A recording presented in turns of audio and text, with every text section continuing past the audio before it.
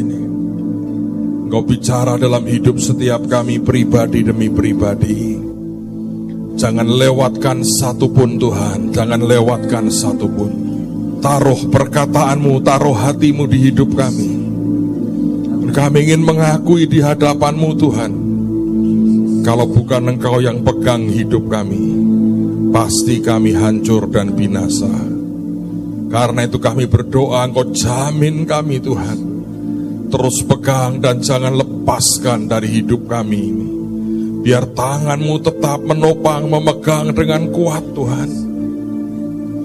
Sebab kami tahu di luar Engkau Tuhan Yesus, kami tidak dapat berbuat apa-apa. Jadikan kami umat-Mu Tuhan. Jadikan kami umat yang menyukakan hati-Mu, yang mengerti perasaan-Mu, memahami cara berpikir-Mu. Kami tidak ingin sekedar jadi orang Kristen. Kami ingin jadi umat yang menyukakan hati-Mu dan menyelesaikan tugas kami, menggenapkan semua rancangan-Mu dan mencapai destiny kami bersama dengan Engkau. Biar semuanya sungguh Tuhan menyukakan hati Bapa sendiri. Biar roh hikmat, wahyu dan pengertian akan mengajar kami dan membuat kami berbeda sejak hari ini. Dalam nama Tuhan Yesus. Dan semua kita berkata amin. Berikan kemuliaan buat Tuhan kita. Yesus naik ke surga itu elegan sekali. Ada Alkitab mengatakan 500 orang yang melihatnya. Dia tidak melakukannya diam-diam dan kemudian mengklaim dirinya telah naik ke surga. Ketika dia naik ke surga, maka disaksikan oleh 500 orang saksi. Dan mereka semua melihat dia terangkat naik dan kemudian awan menutupinya. Saudara, saya mau berkata bahwa itu yang membuat kita ini berbeda. Kalau kita mengatakan bahwa kita ini orang percaya, dan kita berkata kita percaya kepada Yesus Kristus Tuhan, maka kita harus mengerti bahwa menjadi orang Kristen itu adalah menjadi orang yang berbeda dengan yang lain. Nah, kalau kita tidak berani menjadi orang yang berbeda, saya pikir adalah sebuah kesalahan kalau Anda itu ikut akan Tuhan Yesus. Karena yang lain punya akan makam atau kuburan daripada tokoh-tokohnya. Dan ke sana orang masih bisa melihat, disinilah tokoh saya dimakamkan. Tapi Yesus hanya punya bekas kuburan yang dia pakai hanya tidak lebih dari 3 hari, sebab dia bangkit dari antara orang mati.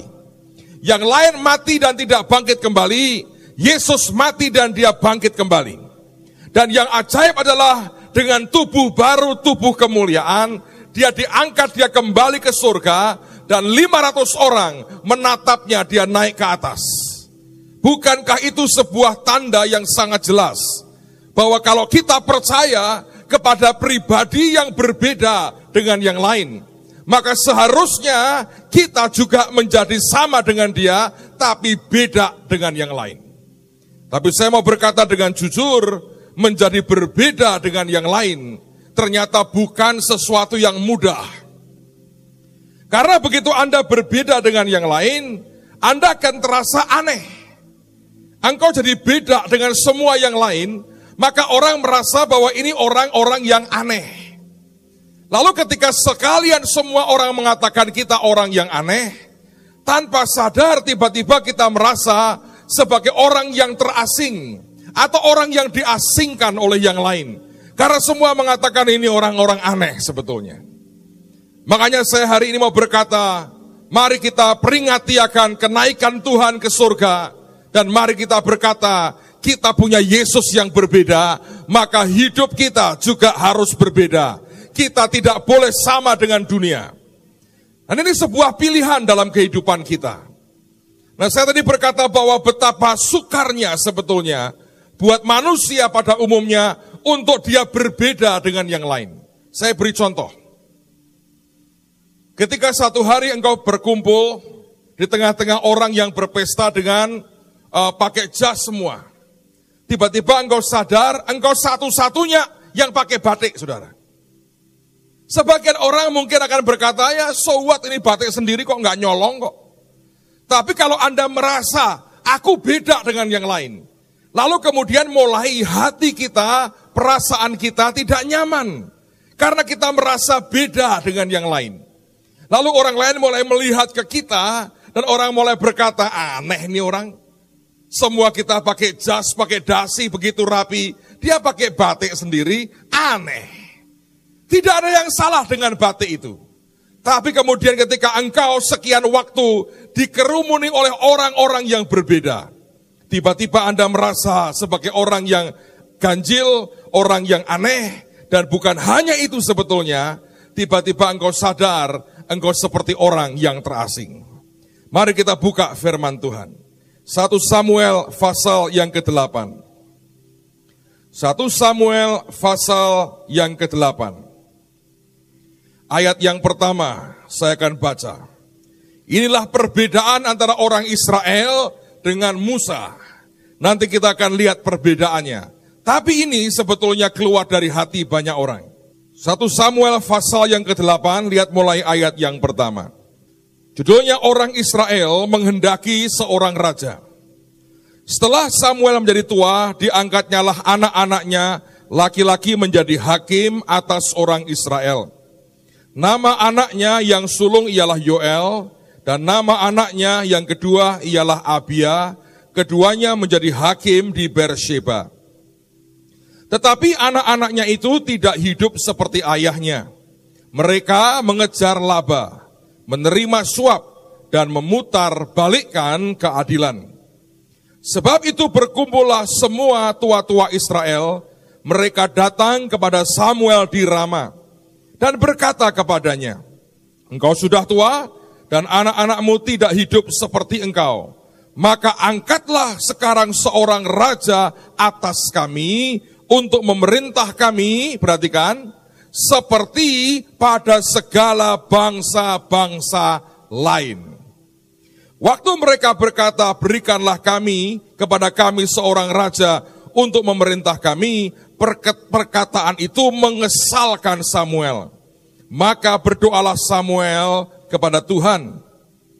Tuhan berfirman kepada Samuel, dengarkanlah perkataan bangsa itu dalam segala hal yang dikatakan mereka kepadamu, sebab bukan engkau yang mereka tolak, tetapi akulah yang mereka tolak, supaya jangan aku menjadi raja atas mereka.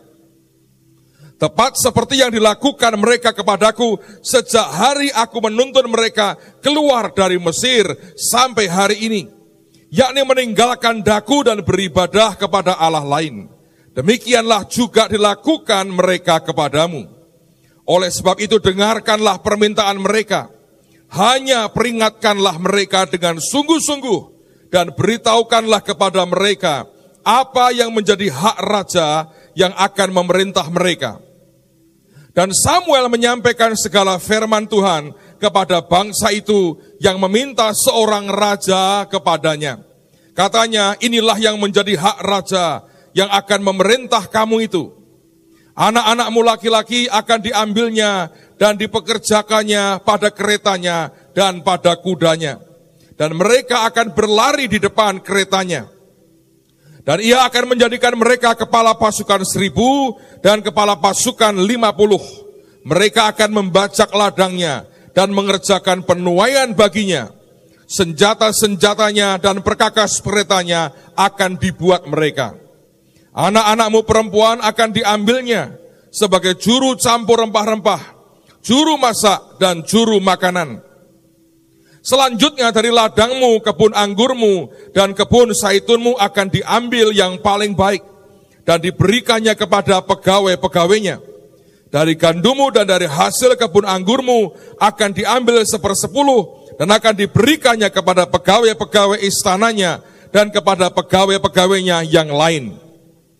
Budak-budakmu laki-laki dan budak-budakmu perempuan, ternakmu yang terbaik, dan keledai-keledaimu akan diambilnya dan dipakainya untuk pekerjaannya. Dari kambing dombamu akan diambilnya 1/10 dan kamu sendiri akan menjadi budaknya. Pada waktu itu kamu akan berteriak karena rajamu yang kamu pilih itu. tetapi Tuhan tidak akan menjawab kamu pada waktu itu.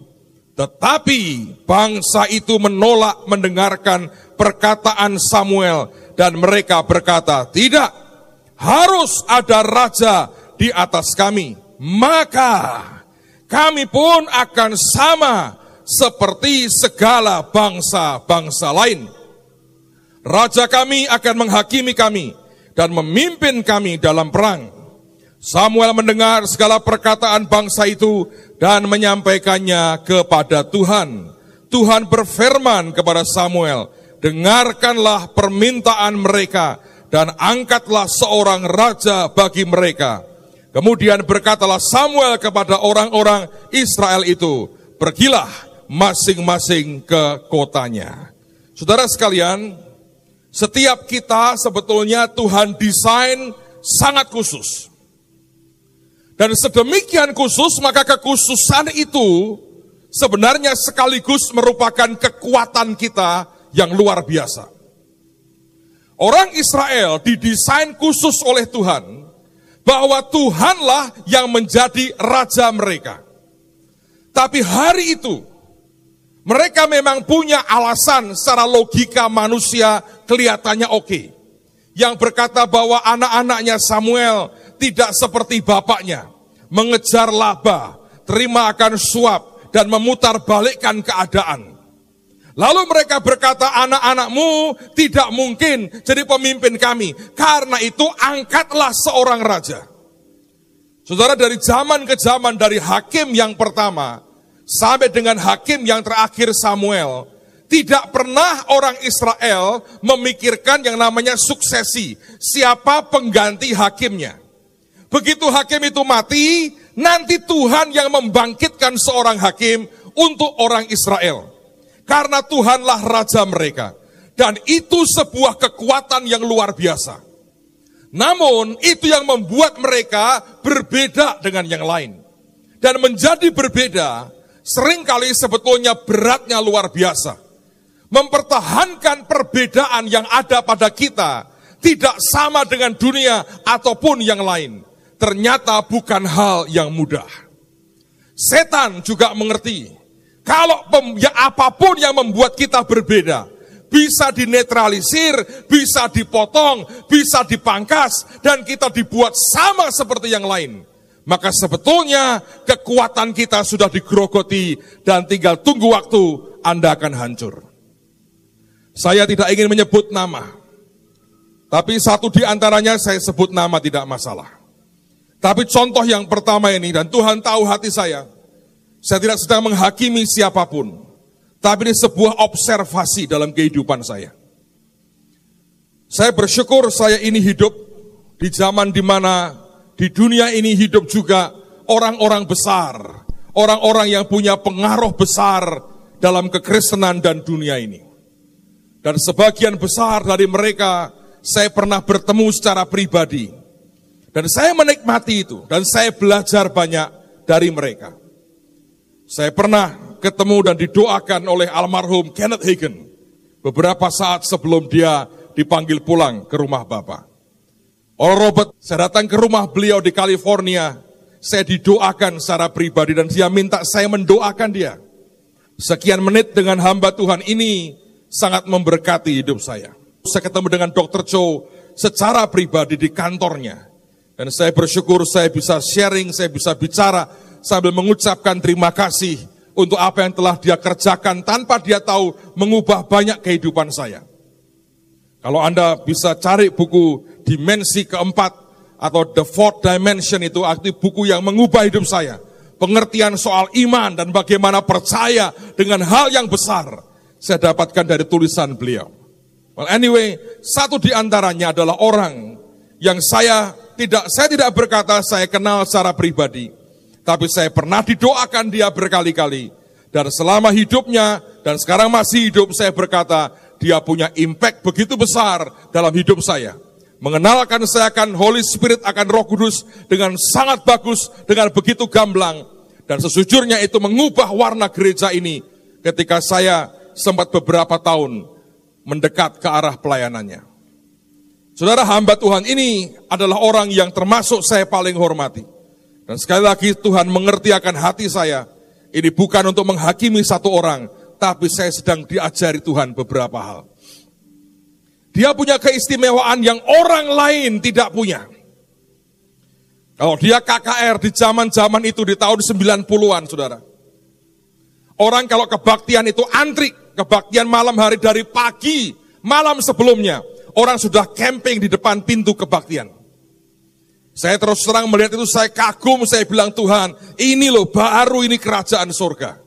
Saya pikir itu sebuah aroma haus dan lapar akan Tuhan. Sedih banget tuh kalau kebaktian nih ya, pendetanya harus nunggu sampai jemaatnya penuh baru dia bisa mulai kebaktian. Yang ditunggu tidak pernah sadar dan terus seperti itu. Kita pernah mengalami zaman itu.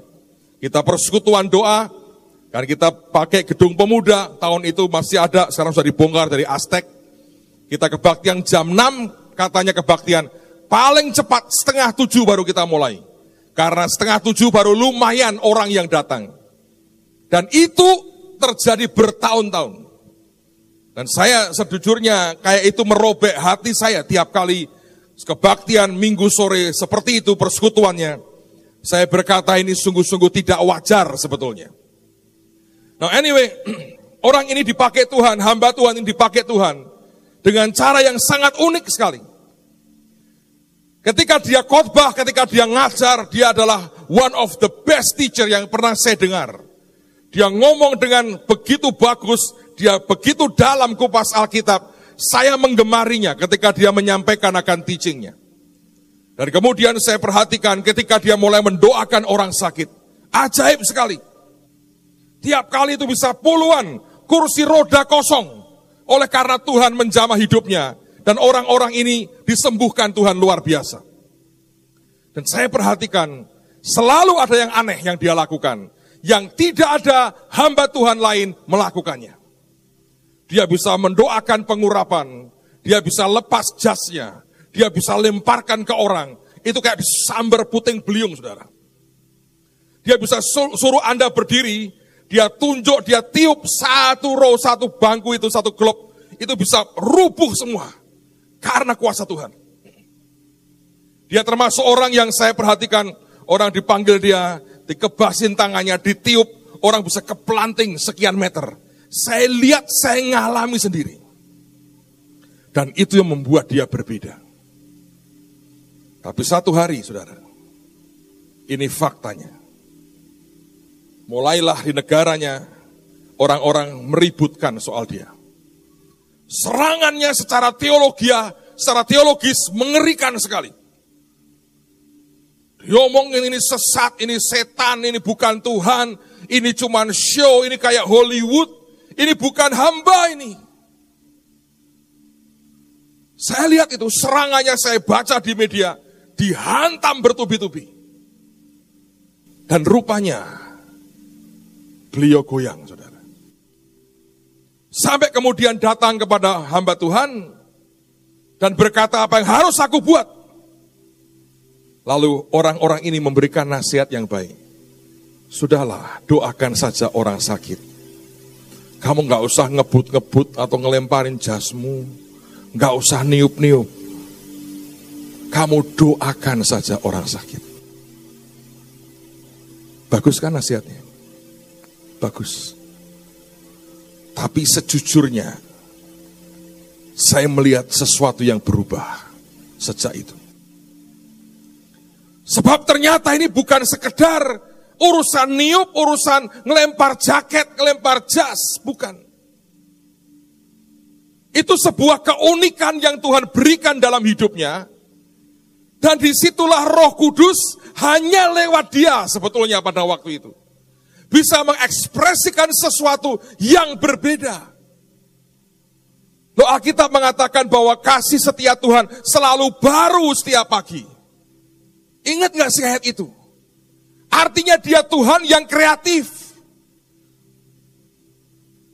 Dia bisa buat melakukan dengan segala macam cara. Tapi kemudian orang berkata ini aneh. Nah ternyata menjadi berbeda itu sebuah tekanan. Saya nggak berkata hamba Tuhan yang menasihati itu setan yang mengatakan. Tapi dengan dia menghentikan itu, maka sebetulnya dia sedang menentang, menghentikan pekerjaan roh Tuhan dalam hidupnya. Kalau dia menghentikan itu, maka dia mau berkata, jadi selama ini yang dia kerjakan bukan Tuhan dong.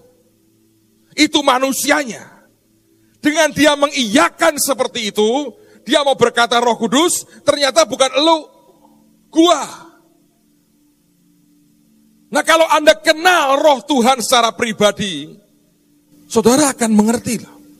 Dia Tuhan yang punya perasaan. Dan itu akan sangat menyakiti sekali. Saya nggak bisa bayangkan ya. Anda kan tahu Daryl Stott ini, saya sebut nama yang ini. Kalau sampai ini ada orang berkata, Daryl, lu jangan mabuk, malu-maluin tahu. Nggak elegan. Pakai jas lah, pakai dasi. Dan kalau ngomong yang jelas, jangan bamba. Gue juga bisa, bamba. Begitu bisa. Suruh dia berhenti dari itu. Anda akan lihat apa? Saudara akan lihat sesuatu akan berubah dalam dirinya. Apa yang khusus, yang unik yang Tuhan berikan, di mana roh Tuhan bisa mengekspresikan itunya, mulai hilang. Dan dia akan sama dengan yang lain. Kalau dia sama dengan yang lain, gak ada kebaktian di DJKI seminggu non-stop, gak ada. Tambah malam tambah rame. Karena orang melihat ada yang aneh nih. Gua gak diapa-apain, ketawa tahu. Terus besoknya utang gua lunas. Yang lain berkata, saya gak ada apa-apa, cuma nangis. Besoknya penyakitku sembuh. Semuanya terjadi perubahan. Why? Karena roh Tuhan sedang bekerja. Kalau kita berkata, Daryl, di sini lo boleh pelayanan. Pakai jas. But please jangan mabuk. Kita siapkan air seember, mabuk siram. Harus waras terus. Jadi apa, saudara? Maka halnya dengan kehidupan Anda ini. Dan kehidupan saya. Sebetulnya kalau Anda perhatikan, Tuhan beri keunikan dalam hal kerjaanmu, caramu bekerja, di bidang apa. Itu unik sekali. Kalau engkau tidak tahan dengan keunikan hidupmu dan panggilanmu, sulit untuk bisa menyukakan hati Tuhan. Maka saya berkata hal yang sama dengan gereja. Kita punya keunikan. Jangan suruh saya hentikan keunikan itu. Kita akan terus nginjil kepada orang yang belum dengar kabar baik. Dengan cara apapun. Kita akan terus memberkati kota dengan semua yang Tuhan berikan buat kita. Kita akan terus aneh. Dan saya menikmati keanehan ini. Karena saya melihat Yesus dipermuliakan. Kalau Anda mau gereja yang biasa-biasa, di sini bukan tempat saudara. Tapi kalau Anda mau berkata, aku mau ambil yang Tuhan mau buat hidupku. Yang Tuhan kerjakan buat kota ini dan bangsa ini. Mari tetap jadi berbeda buat Tuhan. Bukan kita nyentrik, saudara, bukan. Saya bukan tipe orang yang suka nyentrik. Tapi kalau Tuhan suruh, apapun kita kerjakan. Orang boleh ngomong apa, bukan urusan kita. Biar berurusan dengan Tuhan. Jangan biarkan siapapun menetralisir kita. Kekristenan kita bukan, maaf nih ya, bahasa Jawa enak, ombyoan, saudara. Anda harus ngerti, eagle flies alone. Raja Wali terbang sendiri, but emprit fly rombongan. Kalau Anda mau rombongan, emprit. But eagle flies alone. Ayam terkurung, suruh bertelur, habis telurnya dipotong. But eagle flies alone. Amen, saudara. Anda dan Tuhan adalah mayoritas. Kalau saudara mau sama seperti yang lain, Saya pikir sebuah langkah bodoh. Bodoh sekali.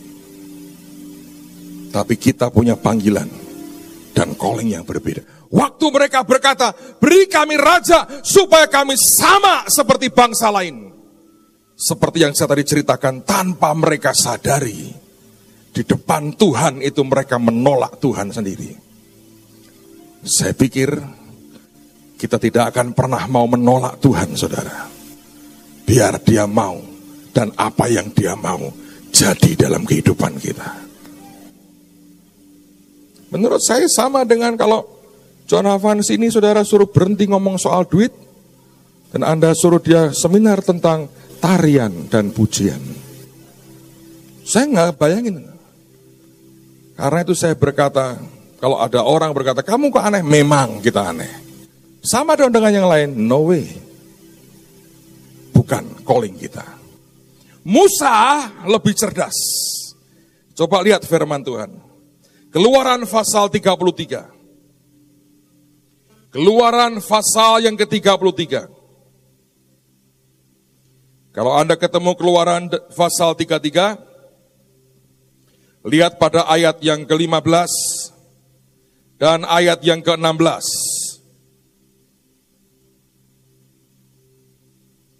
Keluaran 33, ayat 15 dan ayat yang ke-16.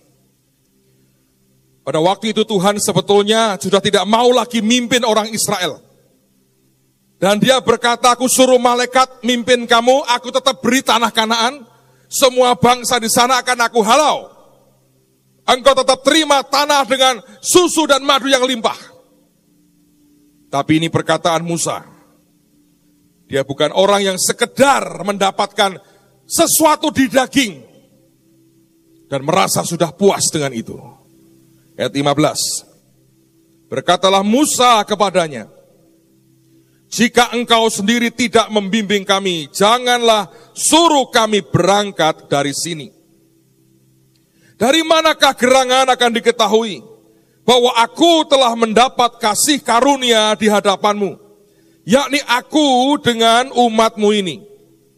Bukankah karena engkau berjalan bersama-sama dengan kami, sehingga kami, aku dengan umatmu ini dibedakan dari segala bangsa yang ada di muka bumi ini. Orang Israel mintanya supaya kami sama dengan yang lain. Musa berkata, aku mau beda Tuhan. Dia mengatakan yang membuat kita dibedakan adalah karena engkau berjalan bersama dengan kami. Kita tidak sedang berjalan dengan program. Tidak juga berjalan dengan kebiasaan dan tradisi. Tidak juga sedang berjalan dalam kedagingan dan kemanusiaan kita. Tidak juga lagi berjalan dengan kuasa pikiran kita. Kita mau berjalan bersama dengan Tuhan. Dan itu yang membuat kita dibedakan dengan bangsa lain. Saya berharap Anda bisa menangkap hati Tuhan. Betapa sukarnya dia mengekspresikan sesuatu yang beda di dirinya. Karena kita tidak pernah inginkan itu. Kita ingin dikenal sebagai orang yang biasa-biasa. Dan bukan orang yang beda dengan yang lain. Ketika Tuhan mau bergerak dengan sesuatu yang baru, tidak ada umat yang meresponinya. Ingat dia kepala, kita tubuhnya. Kalau sudah antara otak ini dengan badan, tidak bisa connect saudara. Betapa frustrasinya. Saya lihat beberapa kejadian ketika fisik seseorang sudah kena. Betapa frustrasinya. Ada kemarahan, ada kesedihan, nyampur jadi satu. Sebab dia mau apapun, badannya nggak bisa ngikuti. Kita mau buat kebaktian, untung mereka kena stroke, saudara. Sebab saya percaya Tuhan mau berkata, aku tidak punya tubuh yang stroke. Oh Pak, saya ini tangan Pak, tapi begini. Tuhan berkata, ambil berkatku. Ya mana Tuhan, berkatnya mana? Frustrasi nggak Tuhan, saudara? Jangan jadi tubuh Tuhan yang stroke, saudara. Yang tidak bisa mengerjakan apapun yang Tuhan mau. Dan kita berpikir, aku mau sama dengan yang lain. Itu bukan yang Tuhan mau. Sesungguhnya saya percaya hati Tuhan mau berkata, setiap gereja punya keunikan dan cara Tuhan kerja yang berbeda. Kalaupun mereka mau di situ, itu akan jadi sebuah kekuatan yang ajaib. Coba buka kitab Yesaya. Yesaya pasal yang ke-28. Yesaya pasal yang ke-28. Lihat ayat 20 dan ayat yang ke-21. Ayat 20 harus merupakan dasar kita. Kalau Anda mau jadi orang yang berbeda, umat yang berbeda, ini harus ada dulu nih dalam hidupmu. Kalau ini nggak ada, nggak bisa ayat berikutnya. Yesaya 28 ayat 20. Sebab tempat tidur akan kurang panjang untuk dipakai membujurkan diri. Dan selimut akan kurang lebar untuk dipakai menyelubungi diri. Saudara, apakah engkau sudah nyaman dengan keadaanmu hari ini? Apakah rohmu sudah sangat tenang dengan pencapaianmu hari ini? Saya berharap belum. Saya berharap tidak akan pernah. Sampai Tuhan datang yang kedua kali. Karena begitu Anda merasa, oh cukup panjang kok. Anda tidak perlu sebuah perubahan lagi. Orang yang merasa di ayat 20 di tempatnya dia, hidupnya tidak akan pernah mau berhenti. Dia berkata, aku gak bisa berhenti, ini kurang panjang, kurang lebar. Ini bukan tempat yang semestinya. Aku mau lebih lagi. Dan sebetulnya, itu yang Tuhan inginkan. Hanya kebanyakan kita ini sudah puas sih. Zaman tahun 60-an, 70-an, saya dengerin Kus Plus itu. Saya harap Anda tidak bosan dengan cerita Kus Plus saya. Bukan lautan, hanya kolam susu. Saya masih ingat, siapa ya cerita ya? Ada seseorang cerita. Oh, Pak Kapolda kita ini, Pak Edward cerita waktu ngobrol dengan kami di sini. Dia bilang begini, Pak, zaman saya kecil tuh Pak ya, saya kalau di desa nyanyinya lagunya Kus Plus Pak. Apa? Bis sekolah. Jadi kami nyanyi, bis sekolah yang kutunggu. Orang-orang berkata gini, di desa ini gak ada bis lewat, lu mau nunggu sampai kapan katanya. Ya tapi kita senang aja, nunggu bis sekolah. Tapi bukan itu saya mau cerita. Kus Plus lah. Kail dan jala cukup menghidupimu. Nah, itu kalau kita sampai hari ini ngajari ke nelayan gini, tenang, kail dan jala cukup menghidupimu. Kita sedang membodohi bangsa sendiri. Kemarin saya cerita itu orang-orang Jepang kalau nangkap ikan di laut kita, orang Jepang, orang Taiwan, orang Korea, semua itu. Saya baru kapan itu saya di Solo ketemu dengan seorang perwira TNI, sekarang sudah brigjen beliau.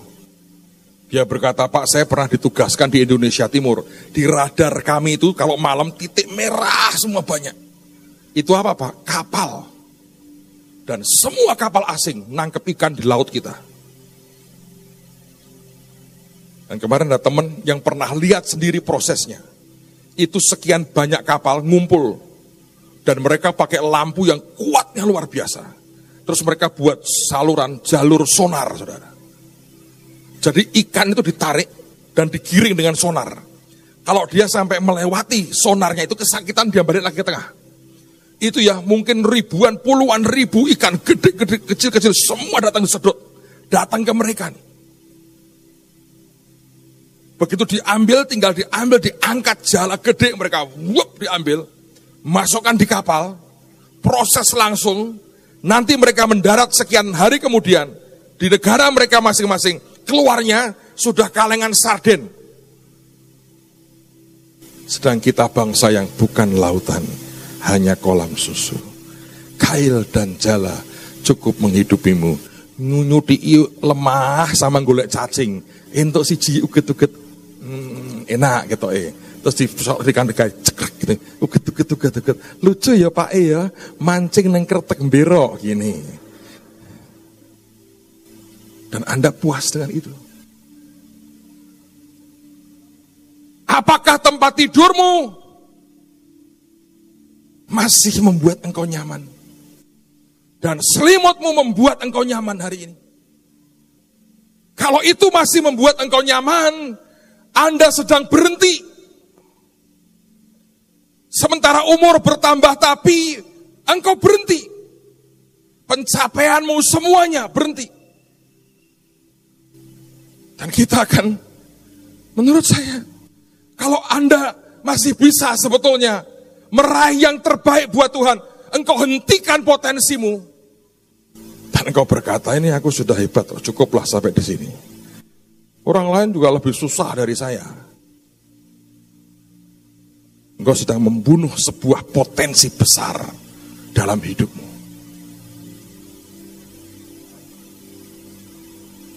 Amin, saudara. Saya berdoa tidak ada orang yang mau berhenti sampai kita ketemu muka dengan Tuhan. Tapi ayat berikutnya, begitu orang merasa, aku tidak bisa dengan apa yang ada.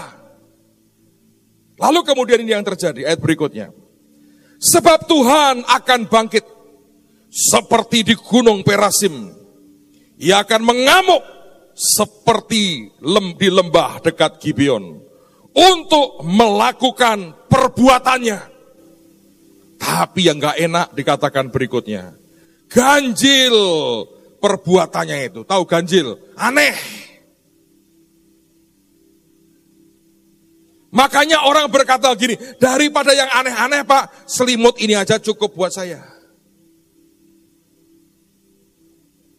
Tapi saudara tidak pernah membaca ayat berikutnya karena berkata, dan untuk mengerjakan pekerjaannya, ajaib pekerjaannya itu.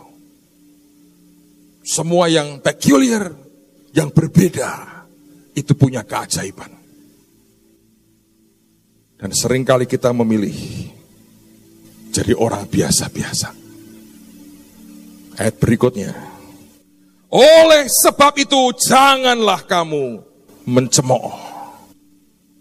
Supaya tali belenggumu jangan semakin keras. Sebab ku dengar tentang kebinasaan yang sudah pasti yang datang dari Tuhan Allah semesta alam atas seluruh negeri itu. Saya ini ya saudara, bukan seorang risk taker. Alamiah, sifat alamiah saya ini, saya orang yang selalu main aman. Segala sesuatu ini saya hitung. Tapi Tuhan didik saya. Sampai kadang-kadang saya ini tidak percaya lagi. Apa sih sebetulnya yang di dalam saya? Saudara pernah dengar saya cerita. Waktu gereja lama di Permata itu mau disita oleh bank. Itu hari terburuk dalam hidup saya. Salah satulah. Dan saya cerita kepada saudara, kami doa tiap malam teriak-teriak. Karena hanya diberi waktu 2 minggu. Dan saya nggak tahu malam keberapa. Ada seorang ibu berkata begini, Pak, saya dapat dari Tuhan. Saya melotot apa? Bapak, saya merasa disuruh, itu jam 12:30 malam. Di depan, di pintu depan, pintu luar. Nah, saudara harus tahu, belakang kami itu night club. Jam 12 itu rame-ramenya, lalu lintasnya. Dan taksi atau siapapun yang ke sana itu, seringkali lewat persis depan pintu gereja. Ibu ini berkata, Bapak suruh di depan pintu gereja, selama nggak tahu berapa menit saya lupa, menengadahkan tangan begini. Cuma wong edan sing gelem saudara, percayalah. Tapi kalau Anda kenal saya, I'm crazy enough melakukan apapun yang Tuhan mau. Orang tanya dengan saya, Pak, Bapak yakin itu dari Tuhan? Gak yakin saya. Tapi saya juga tidak yakin itu bukan dari Tuhan. Itu masalahnya. Yang saya tahu cuman muka gua taruh di mana. Terus saya tanya, lah Bu, apakah kita serombongan rame-rame begini? Oh enggak Pak, hanya Bapak saja. Yang lain mendukung doa di dalam. Tanya tuh, Charlie itu terlibat itu, tapi di dalam. Pak Tim segala itu ada di dalam, saudara. Cuma saya tok, Tuhan berkata begitu. Nek sudah Tuhan berkata, skakmat saudara. Mau ngomong apa? Cuman detik itu saya bilang gini, Tuhan kau ngerti hatiku. Seperti Daud berkata di depan Tuhan, kalau aku suruh mempermalukan diriku, ya oke lah. Aku hanya berkata gini, Tuhan aku gak punya jalan lain. Kalaupun dari kedagingannya dia, Engkau tahu hatiku, aku mau kerjakan bagimu. Sampai detik ini, saya tidak menyalahkan dia. Sebab nyatanya beberapa hari kemudian, Tuhan memberkati kita luar biasa. Tapi saudara, saya keluar, mulai itu, satpam, saya begini. Satpam lewat, nyapa saya, Pak, dan dibilang saya tidak boleh membalas sapa siapapun. Saudara berpikir apa? Pendeta Edian ini, tengah malam begini. Saya bersyukur belum pernah disuruh lagi. Ini maaf nih saudara ya, orang-orang yang mau di night club itu begitu. Atau orang-orang yang naik taksi, berhenti loh, sampai berhenti, dia buka kacanya. Zaman dulu kaca belum banyak yang otomatis kan pakai ongkelan ini. Saya dia ngomong ini. Orang cekikian. Seingatku sejam. Mungkin 1 menit pertama saya bisa begini. Seperti orang olahraga. Begini terus saudara. Karena haleluya terus ini. Masa begitu? Gini.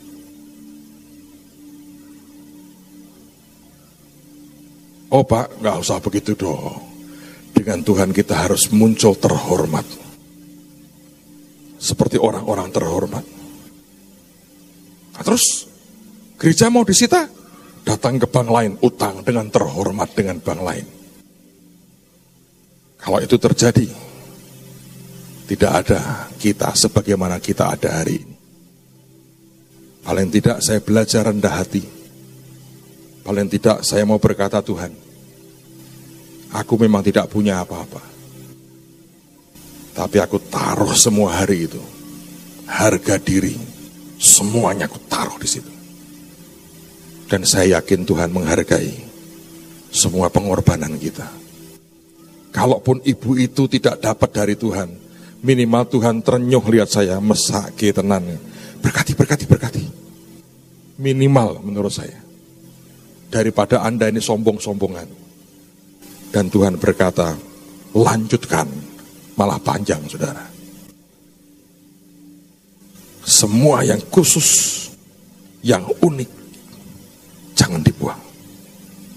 Kita punya Yesus yang berbeda. Saya ingat tahun 80-an. Tuhan pakai Pak Alex Abraham. Ini orang antik bener. Kalau khotbah banyak ngomong soal iman. Nekatnya luar biasa. Saya masih ingat tahun itu. Gak ada pendeta naik mobil mewah, gak ada. Dia tok. Dia naik Mercy. Dia nyebut Mercy-nya tuh bulldog. Saya nggak tahu itu apa, saya nggak tahu. Dia bilang ini bulldog. Dan dia khotbah di mana-mana. Saya beri Mercy saya berikan. Tuhan ganti, garasi saya diisi lagi lebih baru. Tak kasih lagi, diisi lagi. Bayangin. Yang lain pendeta tuh naik motor, kata-kata. Dia ngomongnya sudah Mercy. Memberi Mercy, memberi ini. Dan hari itu, Betani itu sebuah fenomena ilahi yang hebat sekali. Saya kan keliling kemana-mana. Saya dengar both side, dua pihak. Orang-orang yang begitu berapi-api, buka gereja. Tiap kali buka gereja di satu kota, goyang itu kota. Goyangnya siapa yang goyang? Ya pendeta-pendeta lain lah, gereja lain. Ngeri sekali. Kadang-kadang dia ketawa, dia ketemu saya, dia ngomong gini beliau. Kadang-kadang aku cuman melempar isu. Aku buka di situ. Wah, gereja langsung hidup buat KKR, buat ini, buat hidup semua. Aku ketawa, nah bagus gitu hidup, jangan mati katanya. Sengaja dia godain begitu, saudara. Tapi zaman itu luar biasa. Cuma yang ngomongin dia. Waduh, ngeri. Satu hari, Tuhan ngomong sama saya begini. Saya masih ingat saya ada di rumah seorang pendeta. Saya diundang khotbah KKR di gereja dia. Saya nginep di rumah dia. Dan hari itu dia ngeluarin semua unek-uneknya. Dia bilang, jemaat saya separuh hilang Pak. Begitu ngomong semua. Pindah. Dan waktu itu Roh Kudus berkata, jangan ikut-ikutan ngomongin dia. Sebab kamu tolak dia, kamu akan tolak berkat yang di dalam hidupnya. Dan keunikannya juga kamu tolak. Saya berhenti, saya tutup mulut saya. Saya tidak ikut-ikutan bicara. Beberapa tahun kemudian, beberapa tahun kemudian, Tuhan suruh kita bangun Holy Stadium. Saya masih ingat kita beli tanah ini, pertama yang kita beli cuma 2,8 hektar. 2,8 hektar. Dan waktu itu kita tidak punya uang sebetulnya, karena kita harus bayar 8,2 miliar. Kita ada 1 miliar kita berikan kepada yang punya tanah. Dan kita dapat waktu 2,5 tahun ngangsur tanpa bunga. Artinya kalau kita bisa dengan baik bayar, dalam 2,5 tahun lunas, baru kita boleh membangun. Saya bilang, kalau nunggu 2,5 tahun lunas, mau berapa tahun bangunnya? Karena bangunnya akan lebih daripada 8,2 miliar. Mungkin 70-80 miliar, 10 kali lipatnya. Nggak bisa begitu. Pada waktu itu ada orang Jakarta memberi kita ruko 3 atau 4 lantai. Sebetulnya harganya nggak terlalu tinggi, 150 juta kira-kira. Kita bisa jual dan kita bisa bayarkan ngangsur bisa.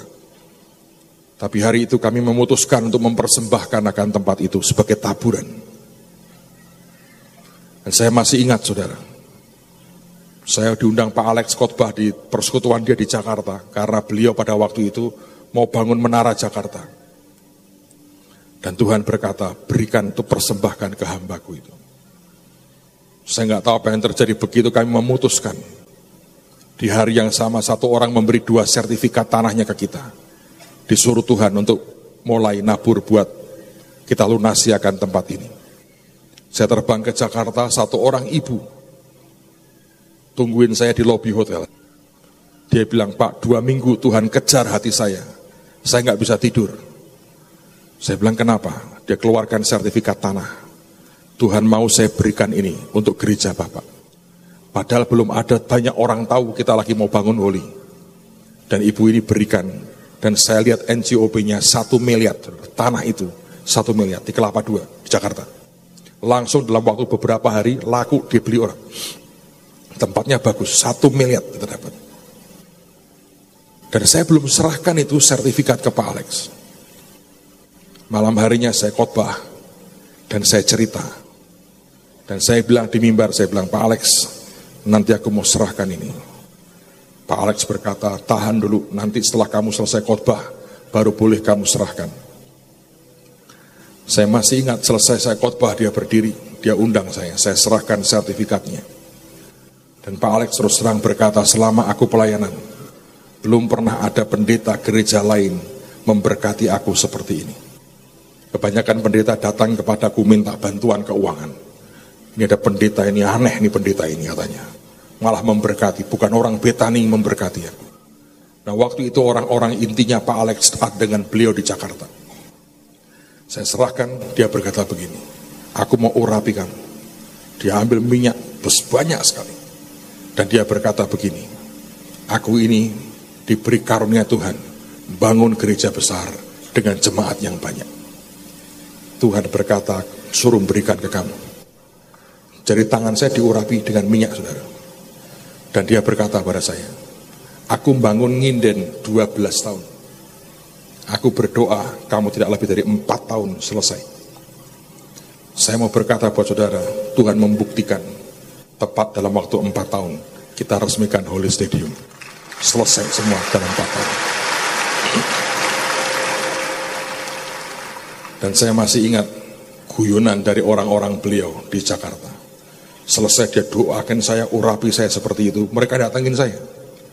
Dan mereka berkata begini, waduh Pak, kita kecolongan ini. Ada Yakub masuk ke kemahnya bapaknya ini. Maksudmu? Ya ini, beliau ini Ishak bapak Yakubnya, dicolong, diambil berkatnya. Buat kita apa? Ada berkat Esau. Enggak mau Pak, saya bilang gitu. Mereka bilang, wah diambil ini. Tapi apa yang dia katakan betul. Tidak sampai lebih dari 4 tahun kita bisa selesaikan Holy Stadium. Beliau bangun 12 tahun dalam pengakuannya. Dan saya mau berkata buat saudara, hari ini Tuhan beri kita tanah. Saya pikir lebih besar dari beliau. Kita hampir 9 hektar, beliau mungkin kira-kira 7 hektar. Dan Tuhan memberi anugerah buat hidup kita. Melanjutkan apa yang Tuhan mau. Dan menuntaskan apa yang dia mau. Jangan pernah takut jadi berbeda. Jangan pernah. Jangan pernah terganggu kalau Tuhan panggil kita beda. Karena kita memang beda. Jangan pernah paksa saya jadi biasa-biasa. Karena itu akan mendukakan hati Roh Kudus. Kalau dia mau berbuat sesuatu yang ajaib dan ganjil, dia berpaling ke siapa?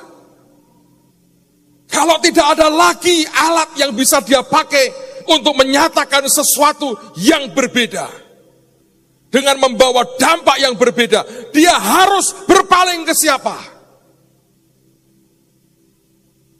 Saya berdoa, Tuhan berpaling kepada kita. Dan kita lakukan apa yang dia mau dalam anugerahnya. Kalau dia ingin demonstrasikan sebuah keajaiban, tapi juga keganjilan, apakah masih ada tubuhnya yang dia bisa pakai?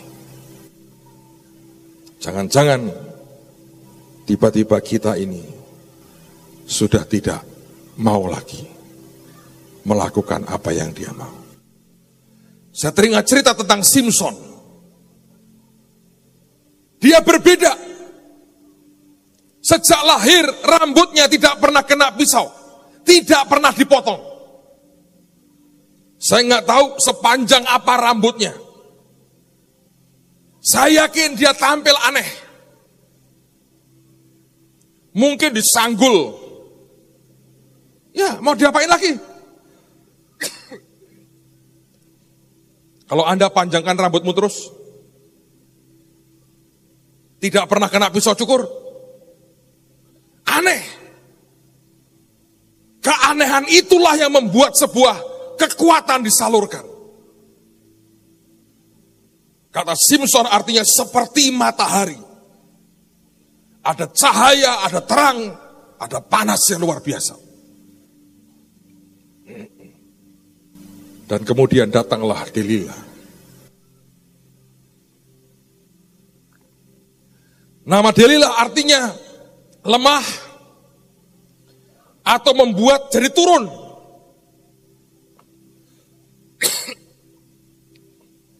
Hari ini banyak Delila berkumis. Siapapun yang membuat engkau jadi turun dengan cara meyakinkanmu atau membuat engkau sama dengan yang lain, itu Delila.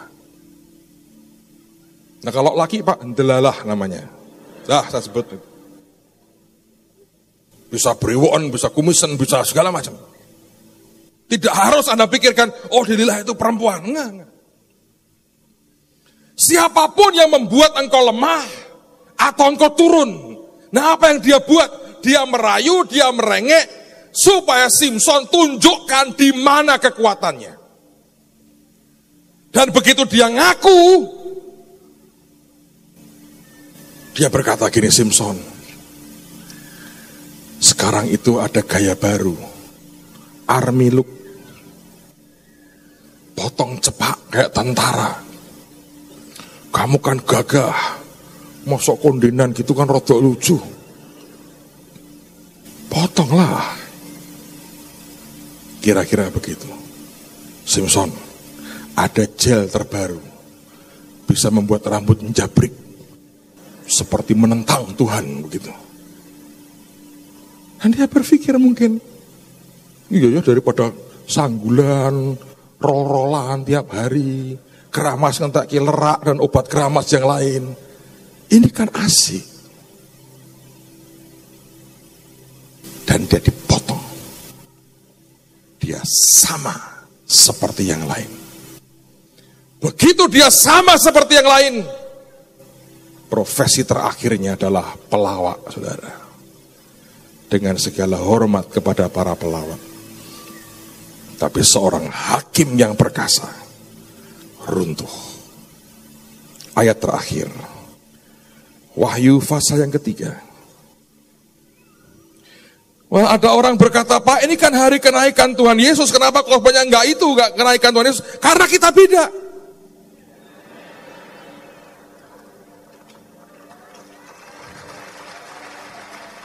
Nah, kalau saya ngomong, maka Tuhan terangkat, kita sama. Ini lain, saudara. Wahyu 3. Lihat pada ayat yang ke-14. Dan tuliskanlah kepada malaikat jemaat di Laodikia. Inilah firman dari Amin, saksi yang setia dan benar, permulaan dari ciptaan Allah. Aku tahu segala pekerjaanmu. Engkau tidak dingin dan tidak panas. Ya itu datar itu, suam. Nggak ada apa-apa yang lain. Alangkah baiknya jika engkau dingin atau panas. Jadi karena engkau suam-suam kuku dan tidak dingin atau panas, aku akan memuntahkan engkau dari mulutku. Kalau Anda tidak pernah mau punya satu warna yang kuat, dia bilang gua muntahin. Seringkali kita begini, sedikit sini, sedikit sini. Oh bisa nyanyi, bisa sedikit-sedikit. Khotbah sedikit-sedikit bisa. Apalagi ya, mimpin perusahaan, ya kecil-kecilan bisa. Kerja sama orang ya lumayan lah, dikit-dikit bisa. Itu iman yang dikit-dikit. Akhirnya nggak ada warnanya. Tidak ada sesuatu yang kuat keluar dari hidupmu. Dan dia bilang kamu tidak dingin dan tidak panas. Aku muntahin. Amen, saudara. Saya berdoa setiap orang yang nyebut nama Anda aja, langsung ngerti ini. Jangan sampai nyebut nama orang, itu ngapain ya dia ya? Amen, saudara. Terusin dikit lagi. Karena engkau berkata, aku kaya. Dan aku telah memperkayakan diriku dan aku tidak kekurangan apa-apa. Ini orang-orang yang merasa sudah punya uang. Dan karena engkau tidak tahu bahwa engkau melarat dan malang, miskin, buta, dan telanjang. Maka aku menasihatkan engkau, supaya engkau membeli daripadaku emas yang telah dimurnikan dalam api, agar engkau menjadi kaya. Dan juga pakaian putih, supaya engkau memakainya agar jangan kelihatan ketelanjanganmu yang memalukan. Dan lagi minyak untuk melumas matamu, supaya engkau dapat melihat. Barang siapa aku kasih, aku tegur, dan ku hajar. Sebab itu relakanlah hatimu dan bertobatlah. Lihat aku berdiri di muka pintu dan mengetuk. Jikalau ada orang yang mendengarkan suaraku dan membukakan pintu, aku akan masuk mendapatkannya. Dan aku akan makan bersama-sama dengan dia. Dan ia makan bersama-sama dengan aku. Barang siapa menang, ia akan kududukkan bersama-sama dengan aku di atas tahtaku. Sebagaimana aku pun telah menang dan duduk bersama-sama dengan Bapakku di atas tahtanya. Siapa bertelinga, hendaklah ia mendengarkan apa yang dikatakan Roh kepada jemaat-jemaat. Saya berdoa, Jangan ada orang yang takut lagi untuk menjadi berbeda. Dare to be different. Berani untuk jadi berbeda. Beberapa waktu lalu kami berdoa, Tuhan memberikan satu kata berulang-ulang, dan kata itu adalah kata complacent. Saya mau berdoa supaya ini akan mengajar kita lebih jauh lagi. Mari berdiri bersama-sama dan tutup Alkitabmu. Yesus, Raja yang berbeda, sangat berkuasa dan penuh cinta. Yesus, Raja yang berbeda, semua yang dia miliki tapi murah hati. Yesus, Raja yang berbeda, bukan hanya berjanji tapi rela mati. Yesus, Raja yang berbeda, Aku mati jatuh cinta padanya. setiap orang yang dipakai Tuhan akan Anda lihat sebuah keunikan. Jangan lupa, jangan lihat Dr. Cho yang sekarang dengan ratusan ribu jemaat dan gereja termasuk yang terbesar di dunia. Dan saya diingatkan Tuhan dalam bukunya, sebelum dia punya apa-apa, dia khotbah di ladang jagung. Tidak ada jemaat, tidak ada siapapun. Dia khotbah di ladang jagung. Kalau hari itu Anda lihat dia khotbah di ladang jagung, apa yang Anda katakan? Ini orang hanya berkhayal. Nanti lu bergaya begitu kalau sudah punya jemaat yang banyak. Antara orang berkhayal dengan orang percaya akan destininya kelihatannya hampir sama. Tapi saudara akan melihat perbedaan sekian waktu kemudian ke depan. Hari ini tidak ada orang yang mengatai dia sedang berkhayal. Orang malah belajar, oh kamu dulu begitu ya. Yang mau belajar tentu. Sebab orang sudah melihat akan hasilnya. Ada orang-orang yang mengerti adanya dimensi keempat dalam hidupnya. Dan ketika dia menghidupi dimensi itu, dia mendapatkan yang dia inginkan. Yesus berkata, kalau engkau berdoa percayalah seakan-akan engkau sudah menerima. Maka hal itu akan diberikan kepadamu. Apa itu artinya? Engkau percaya, aku sudah menerima. Saya mau tanya, realita dulu atau kebenaran dulu yang ditangkap? Kebenaran. You shall know the truth. And the truth that you know shall make you free. Amen. Saudara tahu bedanya orang perjanjian lama dengan perjanjian baru? Di perjanjian lama, tiap kali orang memberikan persembahan, mereka datang ke sinagog pada hari Sabat, hari terakhir. Itu hari Sabtu. Mereka kerja dulu, hasil pekerjaannya baru mereka persembahkan. Paulus mengubah. Dia berkata, pada hari pertama dari tiap minggu, waktu engkau kumpul, karena dia mau berkata, hei, bawa persembahanmu di depan. Engkau perlu beriman. Ini Tuhan yang aku yakini, engkau berikan kepadaku. Coba rubah cara berpikirmu. Mengertilah. Kalau engkau berkata, realitanya dulu, jangan pernah ngomong surga karena engkau belum pernah ke surga kalau begitu. Oh, dalam Yesus ada jaminan keselamatan. Jangan pernah ngomong jaminan keselamatan karena engkau belum tentu selamat kalau begitu. Kenapa kita berkata ada jaminan? Karena firman berkata seperti itu. Kenapa hari ini kita bersuka cita? Karena kita percaya kita ditebus oleh Yesus. Dia mati, dia bangkit, dia naik ke surga, dan dia akan datang kembali. Jangan biarkan apapun dan siapapun membuat engkau jadi suam, jadi Kristen yang biasa-biasa dan hanya melihat sebuah realita. Dan jangan pernah mau dibodohin setan. Jangan pernah berkata, oh asal aku punya rumah, punya mobil, rumahku gede, mobilku 4. Maka itulah pencapaian sukses. Bodoh saudara. Terlalu murah dan rendahan. Tuhan mau memberi hadiah. Ada high calling. Jangan cari yang low, jangan cari yang di bawah. Cari yang high and the highest. Paulus berkata, aku kejar hadiah itu. Pak, saya ya pokoknya hidup buat diri saya sendiri. Well, saya nggak perlu waktu untuk bicara dengan Anda kalau begitu. It's a totally different.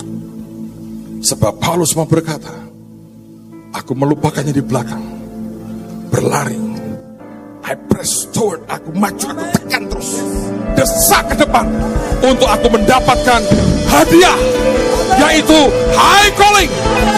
Itu hadiah. Jangan puas hanya jadi orang biasa-biasa. Mari capai apa yang Tuhan mau. Sebab kalau saudara membiarkan keadaan apapun membuat hatimu tawar, kecewa, engkau mundur, Anda sedang merugikan dirimu sendiri. Sebuah kebodohan yang mengerikan sekali. Tapi saya berdoa, kita akan berkata, Tuhan, aku mau jadi orang yang berbeda. Jadi seperti apa yang Tuhan mau. Dapatkan semua janji Tuhan. Amin. Mari angkat tangan sama-sama. Yesus Raja yang berbeda. Raja yang berbeda. Sangat berkuasa namun penuh cinta. Yesus Raja yang berbeda. Semuanya dia miliki, tapi murah hati. Yesus Raja yang berbeda. Bukan hanya berjanji, tapi rela mati. Yesus Raja yang berbeda. Jatuh cinta padanya. Semua angkat tanganmu di hadapan Tuhan. Apa mintakan semua panggilan, urapan yang khusus. Tuhan, Engkau mau tiap kali Engkau buat sesuatu yang dahsyat, Engkau tahu kepada siapa Engkau berpaling. Tuhan, beri kami mengerti hatimu yang seringkali mau berkata, aku harus bergerak lewat siapa. Ketika semua yang lain berkata, aku tidak mau aneh. Tuhan, aku mau kelihatan terhormat. Aku tidak mau kelihatan aneh. Tetap aku mau terhormat. Dan Engkau berkata, nah, siapa yang seperti Yoab, yang berani masuk ke lorong kotoran? Siapa yang seperti Yesus, yang rela lahir di palungan? Siapa yang seperti Yohanes Pembaptis, yang seperti orang gila teriak-teriak di padang gurun? Siapa yang seperti Raja Daud, yang menari sekuat tenaga di depan tabut? Siapa yang mau seperti para rasul, memberikan hidupnya, menggoncang dunia, memutar balikkan semua keadaan? Tuhan mau berkata, kemana aku berpaling? Siapa yang bisa, yang mau pergi untuk aku? Siapa yang mau berkata, aku mau percaya lebih daripada yang lain? Tuhan, hamba berdoa, hamba minta demi nama Yesus, beri Tuhan. Tidak ada satupun yang menolak ketika Engkau berkata, aku mau Tuhan, aku mau anak-anakku lakukan sesuatu yang ajaib. Hamba berdoa di dalam nama Yesus, biar di sini Engkau dapati umat, di sini Engkau dapati orang-orang yang mau melakukan apapun bagi Tuhannya, tidak menghitung, tidak peduli dengan harga dirinya, tapi berkata apapun Tuhan, apapun Tuhan. Jangan sampai kasih seperti itu hilang dari kami. Jangan sampai cinta seperti itu hilang dari kami, dan kami jadi biasa-biasa, jadi biasa-biasa. Beri berbeda Tuhan. supaya hatimu disenangkan. Yesus Raja yang berbeda. Tuhan, kami percaya.